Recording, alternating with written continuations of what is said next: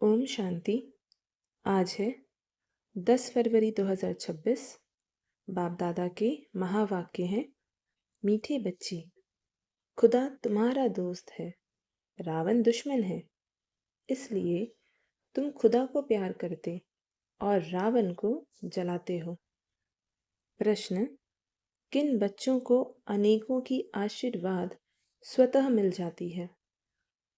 उत्तर: जो बच्चे याद में रह स्वयं भी पवित्र बनते हैं और दूसरों को भी आप समान बनाते हैं, उन्हें अनेकों की आशीर्वाद मिल जाती है।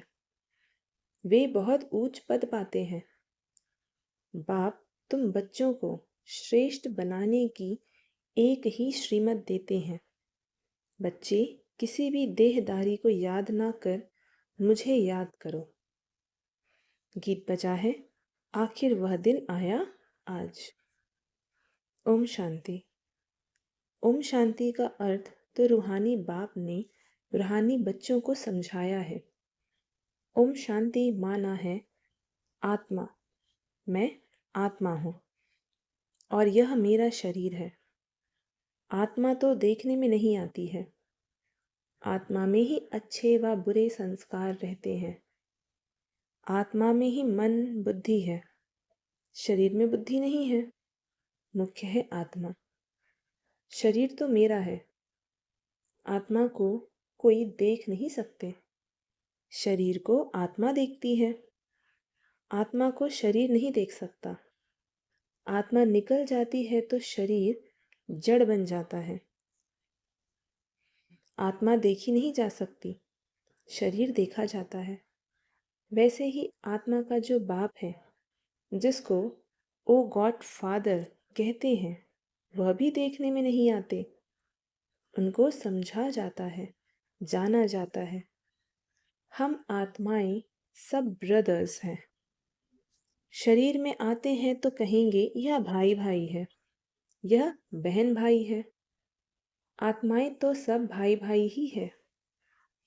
आत्माओं का बाप है परमपिता परमात्मा।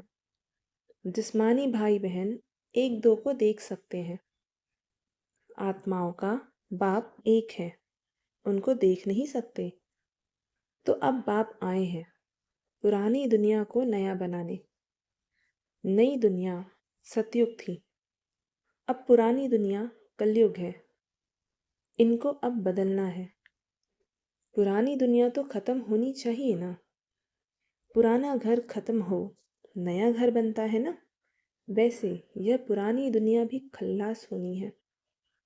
सतयुग के बाद फिर त्रेता, द्वापर, कलयुग, फिर सतयुग आना जरूर है। वर्ल्ड की हिस्ट्री ज्योग्राफी रिपीट होनी है। सतयुग में होता है देवी देवताओं का राज्य। सूर्यवंशी और चंद्रवंशी उनको कहा जाता है। लक्ष्मी नारायण की डायनेस्टी, राम सीता की डायनेस्टी, यह तो सहज है ना। फिर द्वापर कलयुग में और धर्म आते हैं। फिर देवताएं जो पवित्र थे वह अपवित्र बन जाते हैं। इनको कहा जाता है रावण राज्य। रावण को वर्ष वर्ष जलाते आते हैं, परंतु जलता ही नहीं। फिर जलाते रहते हैं। यह है सबका बड़ा दुश्मन, इसलिए उनको जलाने की रस्म पड़ गई है।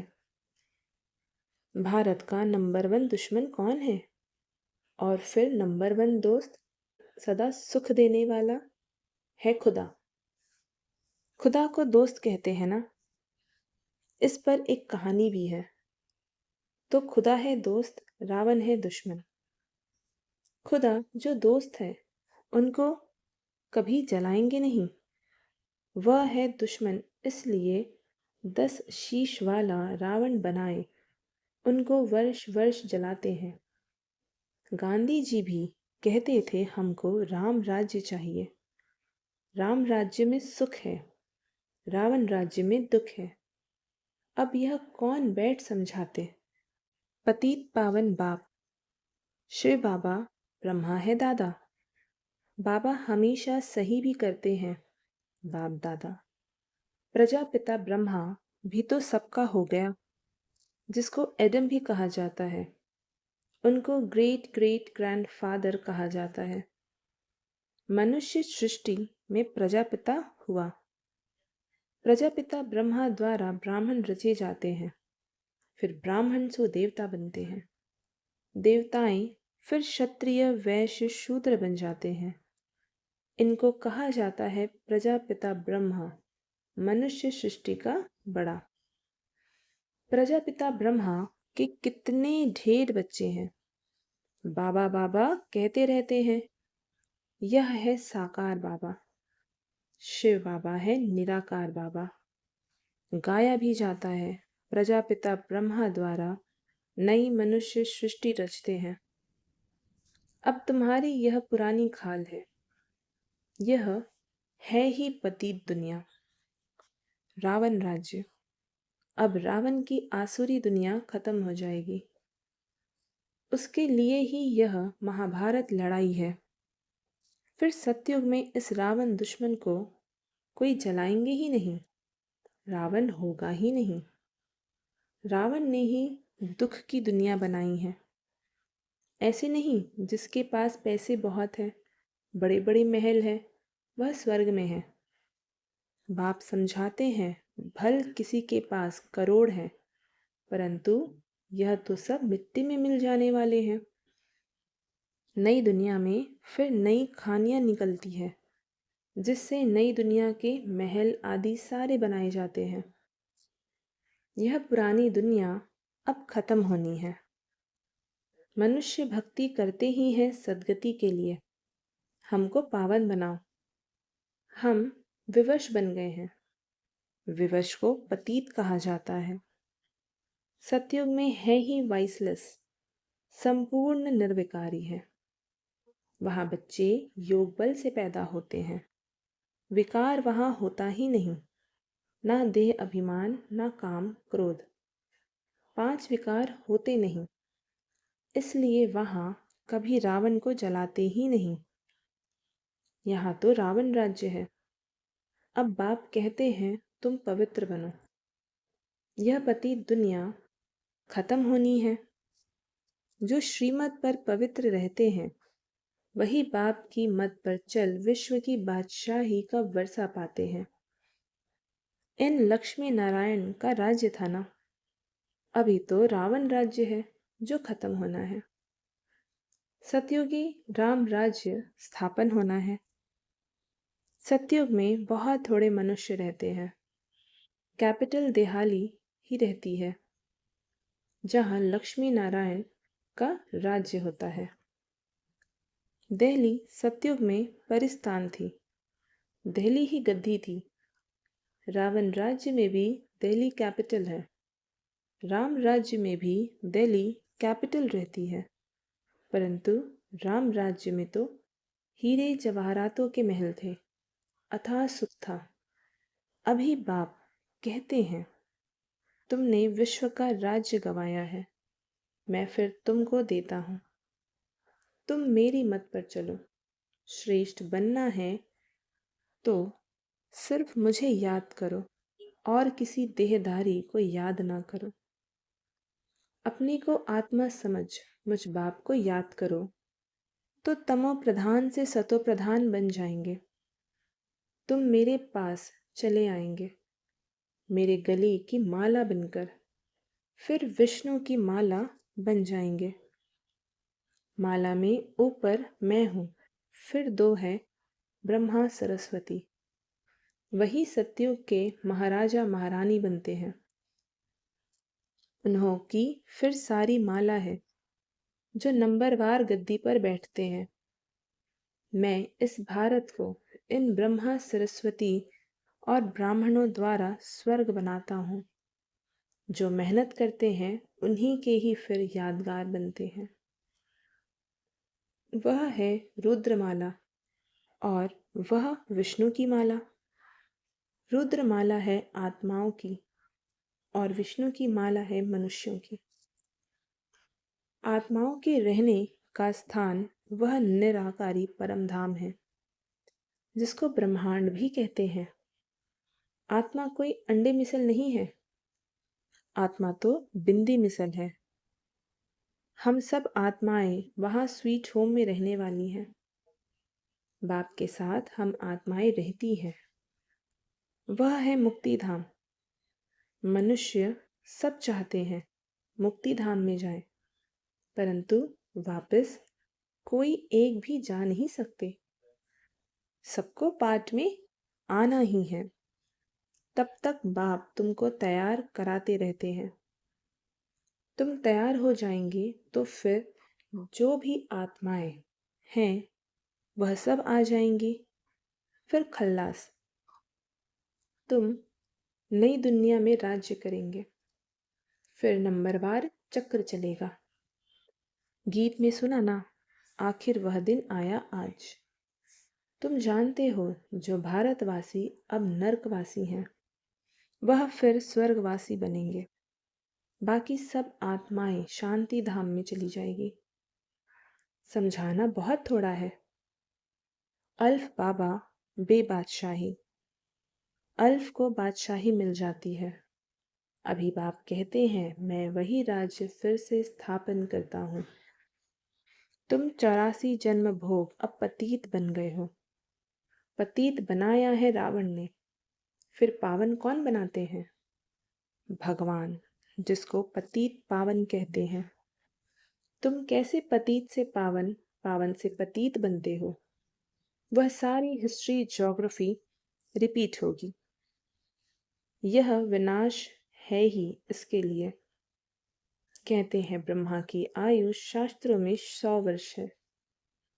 यह जो ब्रह्मा है जिसमें बाप बैठ वर्षा दिलाते हैं उनका भी शरीर छूट जाएगा। आत्माओं को बैठ, आत्माओं का जो बाप है वह समझाते हैं मनुष्य मनुष्य को पावन बना न सके। देवताएं कभी विकार से नहीं पैदा होते हैं। पुनर्जन्म तो सब लेते आते हैं ना। बाप कितनी अच्छी तरह से समझाते हैं कि कहाँ तकदीर जग जाए। बाप आते ही हैं मनुष्य मात्र की तकदीर जगाने। सब पतित दुखी है ना, त्राही त्राही कर विनाश हो जाएंगे। इसलिए बाप कहते हैं त्राही त्राही करने के पहले मुझ बेहद के बाप से वर्षा ले लो। यह जो दुनिया में देखते हो यह सब खत्म हो जाना है। Fall of Bharat, rise of Bharat, इसका ही खेल है। राइज ऑफ वर्ल्ड, स्वर्ग में कौन कौन राज्य करते हैं यह बाप ही बैठ समझाते हैं। राइज ऑफ भारत, देवताओं का राज्य। फॉल ऑफ भारत, रावण राज्य। अभी नई दुनिया बन रही है। बाप से पढ़ रहे हो नई दुनिया का वर्षा लेने। कितना सहज है। यह है मनुष्य से देवता बनने की पढ़ाई। यह भी अच्छी रीति समझना है। कौन कौन से धर्म कब आते हैं? द्वापर के बाद ही और धर्म आते हैं। पहले सुख भोगते हैं फिर दुख। यह सारा चक्र बुद्धि में बिठाना होता है जिससे तुम चक्रवर्ती महाराज महारानी बनते हो। सिर्फ अल्फ और बे को समझना है। अब विनाश तो होना ही है। हंगामा इतना हो जाएगा जो विलायत से फिर आ भी नहीं सकेंगे। इसलिए बाप समझाते हैं भारत भूमि सबसे उत्तम है। जबरदस्त लड़ाई लगेगी, फिर वहां के वहां ही रह जाएंगे। 50-60 लाख भी देंगे तो भी मुश्किल आ सकेंगे। भारत भूमि सबसे उत्तम है जहाँ बाप आकर अवतार लेते हैं। शिव जयंती भी यहाँ मनाई जाती है। सिर्फ श्री कृष्ण का नाम डालने से सारी महिमा ही खत्म हो गई है। सर्व मनुष्य मात्र का लिबरेटर यहाँ ही आकर अवतार लेते हैं। शिव जयंती भी यहाँ मनाते हैं। गॉड फादर ही है जो आकर लिबरेट करते हैं, तो ऐसे बाप को ही नमन करना चाहिए। उनकी ही जयंती मनाना चाहिए। वह बाप यहाँ भारत में आकर सबको पावन बनाते हैं, तो यह सबसे बड़ा तीर्थ ठहरा। सबको दुर्गति से छुड़ाए सद्गति देते हैं। यह ड्रामा बना हुआ है। अभी तुम आत्माएं जानती हो, हमारा बाबा हमको इस शरीर द्वारा यह राज समझा रहे हैं। हम आत्मा इस शरीर द्वारा सुनती है। आत्म अभिमानी बनना है। अपने को आत्मा समझ बाप को याद करो तो कट निकलती जाएगी और प्योर पन तुम बाप के पास आ जाएंगे। जितना याद करेंगे उतना पवित्र बनेंगे। औरों को भी आप सम्मान बनाएंगे तो बहुतों की आशीर्वाद मिलेगी। ऊंच पद पा लेंगे, इसलिए गाया जाता है सेकंड में जीवन मुक्ति। अच्छा, मीठे मीठे सिकी लधे बच्चों प्रति माता पिता बाप दादा का याद प्यार और गुड मॉर्निंग। रूहानी बाप की रूहानी बच्चों को नमस्ते और हम रूहानी बच्चों की रूहानी माता पिता बाप दादा को याद प्यार गुड मॉर्निंग और नमस्ते। धारणा के लिए मुख्य सार। पहली पॉइंट, श्रीमत पर पवित्र बन। हर कदम बाप की मत पर चल। विश्व की बादशाही लेनी है। बाप के समान दुख हरता सुख करता बनना है। दूसरी पॉइंट, मनुष्य से देवता बनने की यह पढ़ाई सदा पढ़ते रहना है। सबको आप समान बनने की सेवा करके आशीर्वाद प्राप्त करनी है। वरदान, कल्याण की वृत्ति और शुभ चिंतक द्वारा भाव द्वारा विश्व कल्याण के निमित्त बनने वाले तीव्र पुरुषार्थी भव। तीव्र पुरुषार्थी वह है जो सभी के प्रति कल्याण की वृत्ति और शुभ चिंतक भाव रखे। भल कोई बार बार गिराने की कोशिश करे, मन को डगमग करे, विघ्न रूप बने, फिर भी आपका उसके प्रति सदा शुभ चिंतक का अडोल भाव हो। बात के कारण भावना बदले। हर परिस्थिति में वृत्ति और भाव यथार्थ हो तो आपके ऊपर उसका प्रभाव नहीं पड़ेगा। फिर कोई भी व्यर्थ बातें देखने में ही नहीं आएंगी। टाइम बच जाएगा। यही है विश्व कल्याणकारी स्टेज। स्लोगन, संतुष्टता जीवन का श्रृंगार है, इसलिए संतुष्ट मनी बन, संतुष्ट रहो और सर्व को संतुष्ट करो। अव्यक्त इशारे। एकता और विश्वास की विशेषता द्वारा सफलता संपन्न बनो। एक मत अर्थात एकता का वातावरण बनाने के लिए समाने की शक्ति धारण करो। भिन्नता को समाओ। हर एक की विशेषताओं को देखो। कमियों को तो बिल्कुल देखना ही नहीं है। जैसे चंद्रमा अथवा सूर्य को ग्रहण लगता है तो कहते हैं कि देखना नहीं चाहिए, नहीं तो ग्रहचारी बैठ जाएगी। तो किसी की कमी भी ग्रहण है, उसे कभी नहीं देखो। ओम शांति।